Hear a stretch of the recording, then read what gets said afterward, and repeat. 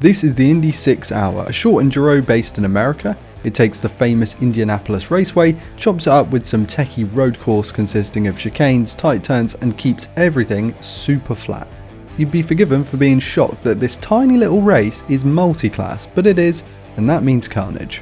Me and my good friend and SRG teammate Andrew ran this race in the Corvette GT3 for the first time this year. Finally, a GT3 race without a Ferrari or a McLaren involved. So about 2 weeks from race day, we decided to absolutely lock into rain practice. Like, neither of us have never really done this much iRacing rain practice before.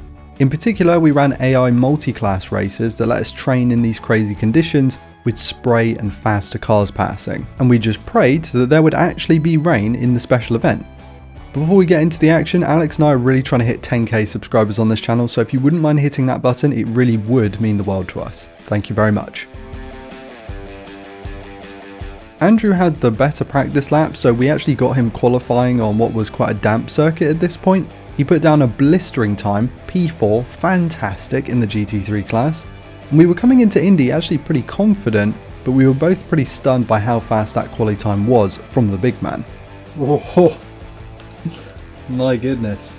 Electric pace. Right. Thankfully, there was a healthy mix of both GTP and P2 prototypes to join the 40 plus strong GT3 field.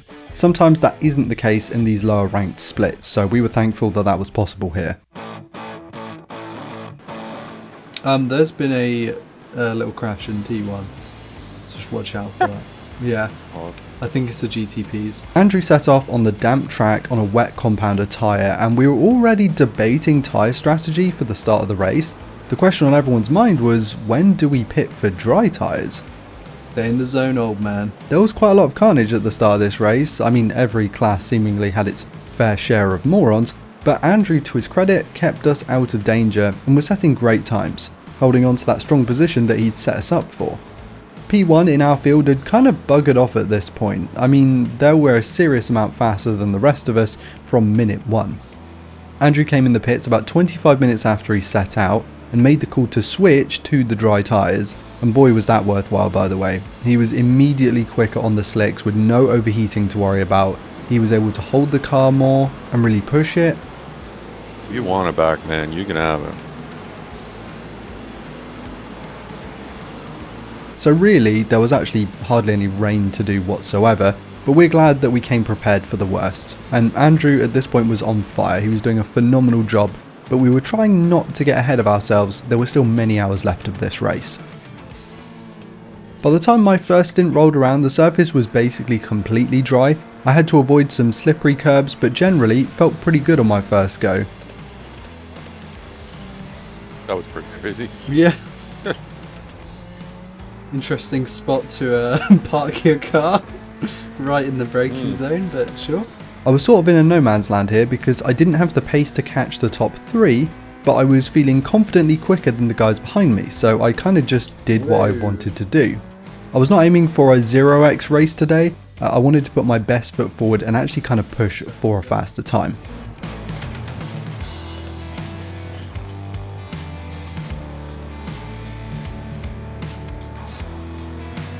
Stint 4 was much of the same, to be totally honest. Andrew and I ran this race last year and we felt really confident going into that race with good pace, only to get caught up in some accidents and incidents. Unfortunately, just a loss of focus on our part. It ruined our version of this last year, but we were here for redemption in 2025 and neither of us were messing around. Oh! Oh! An alarm is going off. There we go. Yeah, so we've lapped P5 and 6th. So we're a lap ahead of. Really. Not much competition, actually. No, not really. Oh, caution, caution, caution, caution. We think it might be Barouche. Nice. Nice, nice.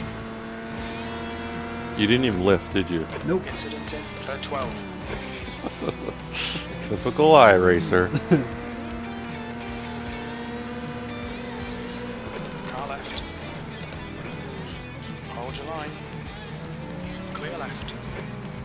Attaboy, give him the business. That's the car behind.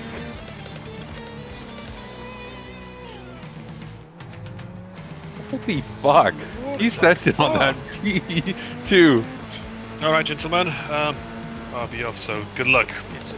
All right, brother. Thanks for your support.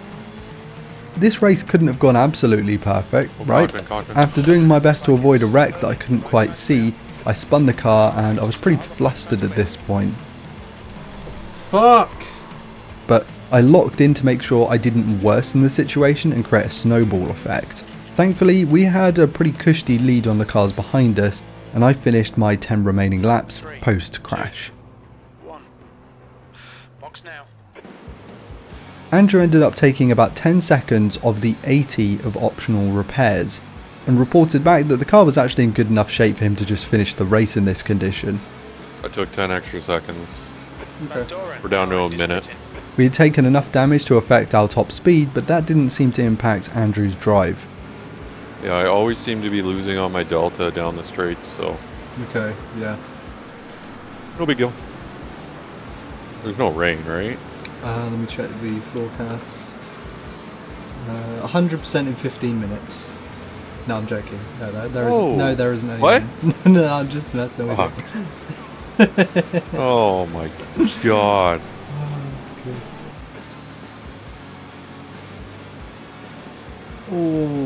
Oh no. What was that? Okay, you know the freaking crazy GTP that's rainbow coloured?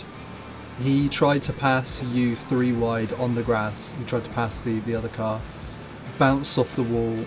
Oh my goodness. I think P1 of our class might have got a meatball. I would just like to point out at this stage that the quality of the driving in this split of the Indy 6 hour was the lowest I think either of us have ever experienced in an official endurance race. I mean, there were people kind of just dying all over the field. Pretty much every lap we saw someone bin it, and for some reason no one could properly clear this corner without going off. A bizarre situation, honestly, and apparently it wasn't limited to just our split. You got the wheels turned. Like, Yeah. you know what I mean? Oh my god. Oh no! Big crash behind. That was P1 of the GTPs. My god. So at this point we realised that top 3 was properly on the cards, and given we'd never achieved a podium finish together before as a duo, this was a golden opportunity. Andrew drove like a man possessed. Despite this split's best efforts to absolutely take us out, Andrew locked in and brushed off the altercations. This man wanted a top 3 and he drove like it. No, I wouldn't try taking this guy.